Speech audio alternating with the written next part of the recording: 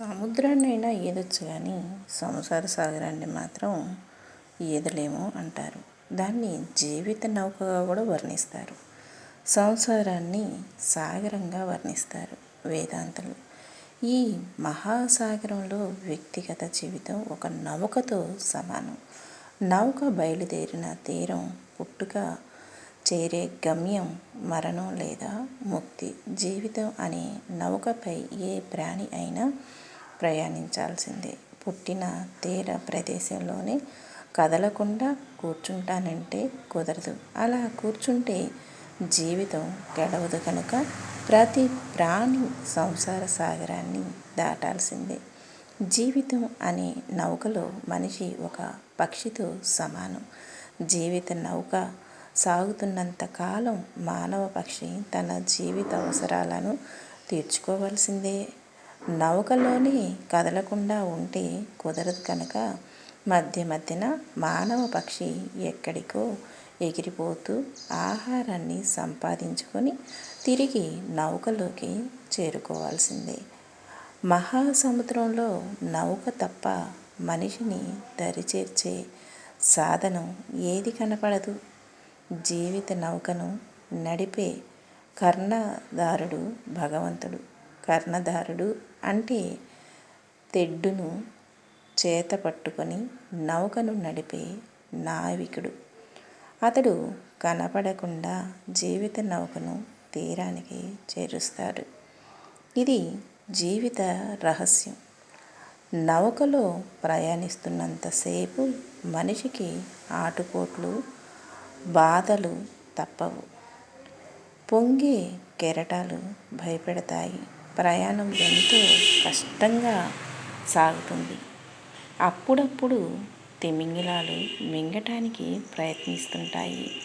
సూర్యోదయాలు, సూర్యాస్తమయాలు వస్తూ పోతూ ఉంటాయి. భయంకర రాత్రి వేళలు భయపెడతాయి. అన్నిటినీ సహనంతో, నేర్పుతో దాటుకుంటూ జీవనయాత్రను సాగించాలి. నౌకలో మనిషి తానొక్కడే కాకుండా తన కుటుంబ సభ్యులతో కలిసి ప్రయాణిస్తాడు. అందరి బాధ్యతల్ని మోస్తూ తనకు ఏ ఆపద రాకుండా తీరాన్ని చేరుకోవాలి. జీవితాన్ని సంపూర్ణంగా, సంతృప్తిగా ముగించాలి. నౌక ప్రయాణంలో అనుక్షణం అప్రమత్తత అవసరం. ఏమాత్రం అజాగ్రత్తగా ఉన్నా సాగరంలో పడి తిమింగలాలకు బలికాక తప్పదు. తప్పులు చేసి అర్ధాంతరంగా జీవితాన్ని బలి చేసుకుంటే అది తనకే కాకుండా కుటుంబ సభ్యులకు తీరని లోటు అవుతుంది. సంసార సాగరంలో ప్రయాణిస్తూ తప్పులు చేస్తే తీరం దొరకదు. తప్పించుకునే మార్గం కనిపించదు. మనిషి జీవనయాత్ర అత్యధికంగా 100 ఏళ్ల మధ్యలో ఎలాంటి బాధలు రాకుంటే అది సుగమయాత్ర. ఎవరైనా సంతోషంగా, ఆహ్లాదంగా జీవనయాత్రను ముగించాలని ప్రయత్నించాలే కానీ ఆపదలను కొని తెచ్చుకోకూడదు.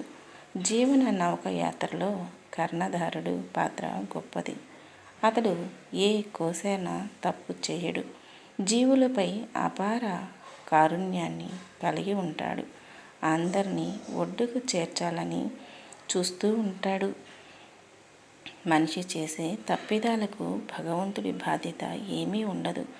అతడొక కర్మసాక్షి. జీవులు చేసే మంచి చెడులను చూస్తుండేవాడే కానీ అందులో తాను జోక్యం చేసుకోడు. ప్రతి ఒక్కరూ సన్మార్గంలో పయనించాలని కోరుకుంటాడు. కర్మఫలానికి జీవుడే బాధ్యుడు కనుక అనునిత్యం, అనుక్షణం తన కుటుంబ సభ్యుల యోగక్షేమాలను తానే గమనిస్తూ ముందుకు సాగాలి. జీవనయాత్ర వెన్నెల రాత్రిలో నౌక విహారం చేసినట్లు ఆనందంగా సాగాలి కానీ కాలరాత్రిలో గమ్యం తెలియని యాత్రగా మారకూడదు. ఇదే మనిషి తెలుసుకోవలసిన అమూల్యస్యం. సంసారం అనే నావకు భార్య, భర్త ఇద్దరూ కూడా 2 తెడ్లు లాంటి వాళ్ళు. అటు ఒక తెడ్డు, ఇటుపక్క ఒక తెడ్డు. ఆ రెండు తెడ్లల్లో ఏది ఒకటి సరిగా లేకపోయినా అది సవ్యంగా గమ్యం చేరదు కదా.